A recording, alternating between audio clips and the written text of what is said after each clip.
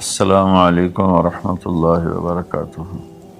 بسم اللہ الرحمن الرحیم، والصلاة والسلام علی رسولہ الکریم وعلی آلہ وصحبہ اجمعین، اما بعد۔ اللہ تعالیٰ نے انبیاء کو بھیجا کہ وہ زندگی گزارنے کا طریقہ بتاتے تھے۔ میں نے 2-3 دن پہلے بتایا تھا کہ ہر مخلوق اپنی زندگی کا طریقہ انڈے سے نکلتے ہی اسے معلوم ہوتا ہے، ماں کے پیٹ سے نکلتے ہی اسے معلوم ہوتا ہے، لیکن انسان جاہل پیدا ہوتا ہے، اسے سیکھنا پڑتا ہے۔ تو انسانوں کو سکھانا اتنا عظیم کام ہے، اس کے لیے اللہ نے 1,24,000 انبیاء کو بھیجا۔ انبیاء انسانیت کے معراج ہوتے تھے، وہ ایک نمونہ آئیڈیل ہوتے تھے، اس کو فالو کیا جاتا تھا۔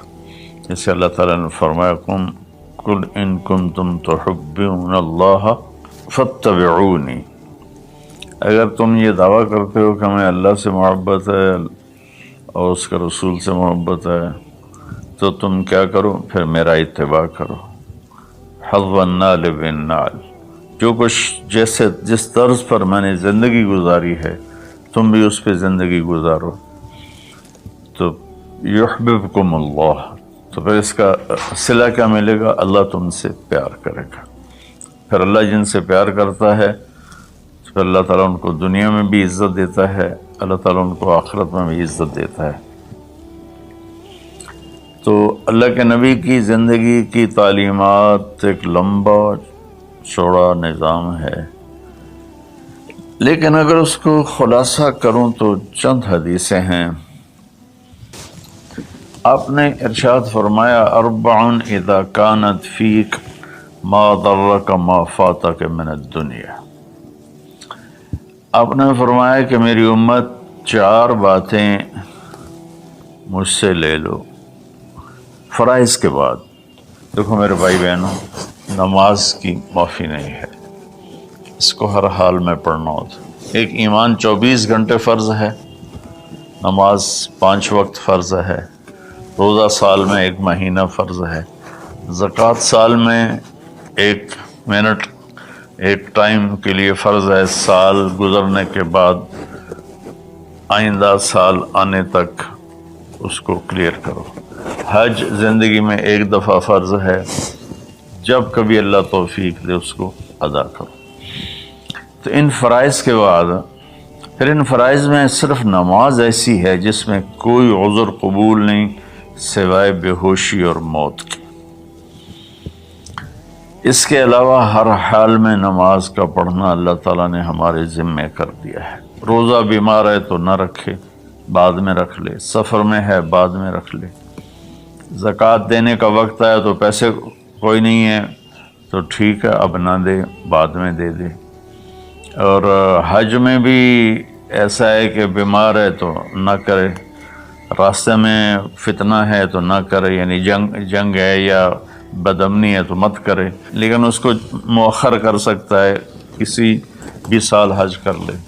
ان الصلاۃ کانت علی المؤمنین کتابا موقوتا، نماز وہ چیز ہے جو اللہ تعالیٰ نے تمام دنیا کے مسلمانوں پر فرض کی ہے، اس میں کوئی گنجائش نہیں ہے۔ تو میری یہ سب بہن بھائیوں سے گزارش ہے، بچے بچیوں سے، نماز ضرور پڑھیں، اللہ کے واسطے نماز ضرور پڑھیں۔ اس میں کوئی معافی اللہ تعالیٰ نے نہیں رکھی۔ اللہ کے لیے میں آپ سب سے منت کرتا ہوں، میں کہا کرتا ہوں اگر نماز چھوڑنے کی گنجائش ان 15ویں صدی جا رہی ہے، 1441 ہو گئی ہے، اگر اس میں کسی کو گنجائش ملتی تھی تو میرے نبی کے نواسے حسین علیہ السلام کو کربلا کے میدان میں ملتی تھی، لیکن انہوں نے بھی وہاں نماز نہیں چھوڑی، سر کٹوا دیا۔ تو برائے مہربانی نماز سارے بچے بچیاں بہن بھائی ضرور ادا کریں۔ تو وہ حدیث یہ تھی۔ اس کے بعد نماز، روزہ، حج، زکوٰۃ کے بعد، زکوٰۃ اور حج مالداروں پر ہے۔ اس کے بعد یہ ایک حدیث پر میں عمل کر لوں، یہ سامعین عمل کر لیں، جہاں تک میرا پیغام پہنچے وہ عمل کر لیں، تو میرے نبی کا فرمان ہے تمہارا دنیا میں کوئی نقصان نہیں ہے، تمہیں دنیا میں کوئی چیز نقصان نہیں پہنچا سکتی، تم پرامن رہو گے، اللہ کے سائے میں رہو گے، اور جب دنیا یہ ہے تو آخرت پھر یقیناً اللہ تعالیٰ ان کا ساتھی بن جاتا ہے۔ وہ 4 باتیں کیا تھیں؟ صدق حدیث، حفظ امانت، حسن خلیقت، عفت فی طعمت۔ 4 بات آپ نے ارشاد فرمایا ہمیشہ سچ بولنا، جھوٹ نہ بولنا، کہ میرے نبی کا فرمان ہے کہ مسلمان جھوٹ نہیں بول سکتا ہے۔ ایک صحابی نے پوچھا یا رسول اللہ یکون المومن جبانا، کیا یہ ممکن ہے کوئی مسلمان بزدل ہو؟ بزدل، بز کہتے ہیں بکری کو، اور آگے دل، بکری کے دل والا۔ تو بکری سب سے ڈرپوک جانور ہے، تو اس کو پھر جو آدمی ڈرنے والا ہو اس پر لگا دیتے ہیں۔ تو کیا ہو سکتا ہے کہ کوئی ایمان والا بزدل ہو؟ آپ نے کہا ہاں، بخیل ہو، کنجوس، اور شوم جس کو ہم پنجابی میں کہتے ہیں، پشتو میں بھی کہتے ہیں شوم، تو کیا شوم ہو سکتا ہے؟ میں نے کہا ہاں۔ پھر پوچھا جھوٹ بول سکتا ہے؟ کہا نہیں یا رسول اللہ۔ آپ نے کہا نہیں میرے بھائی، میرا امتی جھوٹ نہیں بول سکتا۔ پہلی حدیث آپ نے فرمائی کہ مسلمان کی پہلی زندگی کی پہلی بات یہ ہے کہ جھوٹ نہ بولے۔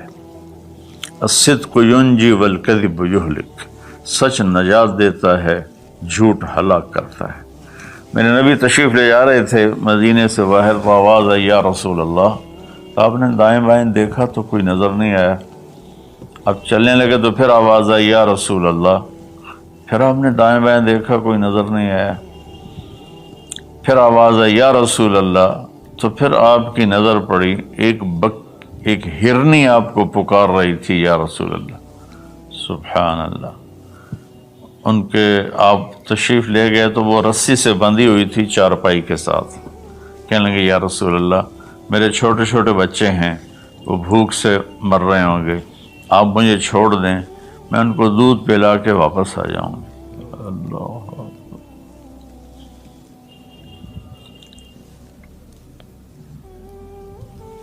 ایک جانور اطاعت کے لیے اتنا بڑا جذبہ دکھا رہا ہے کہ میں آ جاؤں گی، اور اسے پتہ ہے کہ میں آؤں گی تو پھر میرے ساتھ کیا ہوگا، میں پھر کبھی دوبارہ واپس نہیں جا سکوں گی، مجھے ذبح کیا جائے گا، مجھے پکایا جائے گا، کھایا جائے گا۔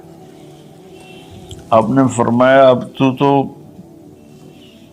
پرائی ہے، امانت ہے، میں تجھے کیسے چھوڑ دوں، اور اگر تو واپس نہ آئی تو پھر اس کی کیا گارنٹی؟ انہوں نے کہا یا رسول اللہ اگر میں واپس نہ آؤں تو مجھے وہ عذاب ہو جو اللہ کے نافرمان بندوں کو ہوتا ہے، مجھے وہ عذاب ہو آخرت میں جہنم کا۔ تو آپ نے اس کی رسی کھول دی اور وہ دوڑ لگا دی اس نے، اور آپ وہیں تشریف فرما ہو گئے۔ دیر ہوتی چلی گئی تو آپ کی تشویش بڑھتی گئی، وہ جو مالک مکان تھے وہ بھی نہیں موجود تھے، کہیں باہر ہوں گے۔ کافی دیر کے بعد آپ نے دیکھا وہ پہاڑ کی چوٹی سے نیچے آ رہی تھی، اور بھاگتے بھاگتے بھاگتے میرے نبی کے قدموں میں آ کے سر رکھ دیا، یا رسول اللہ میں حاضر ہوں۔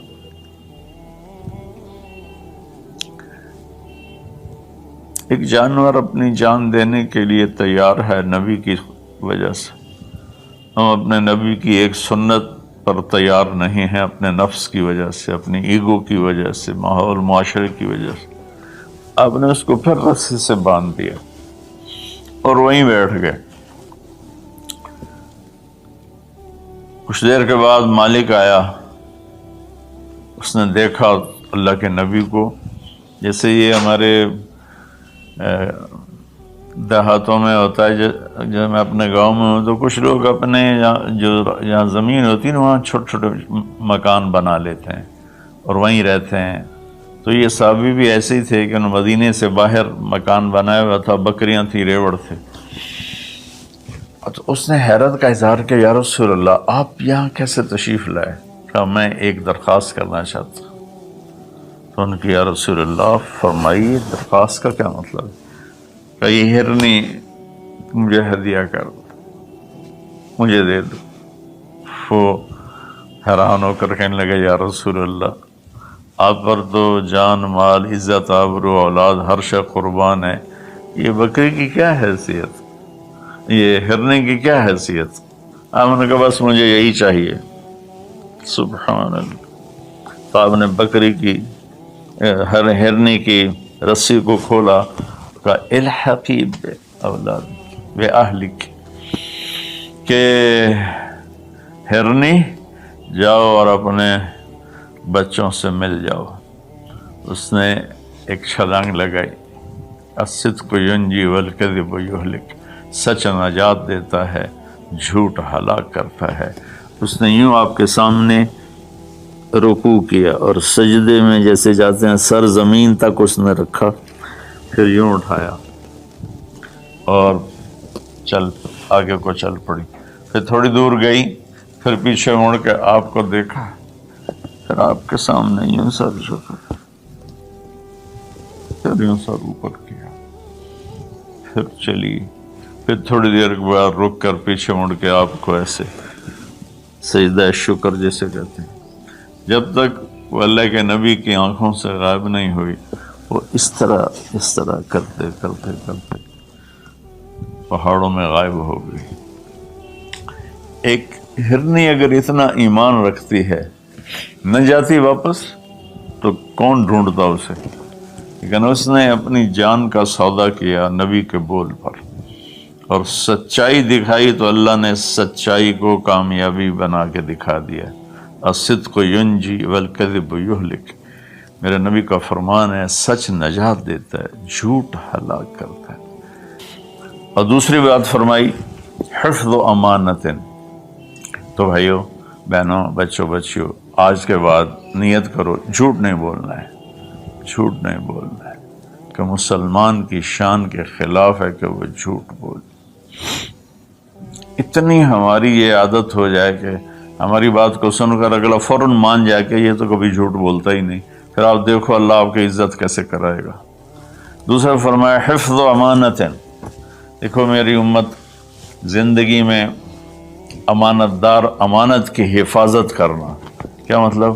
کسی کو دھوکہ نہ دینا، کسی کے ساتھ فراڈ نہ کرنا، کسی کے ساتھ دو نمبری نہ کرنا،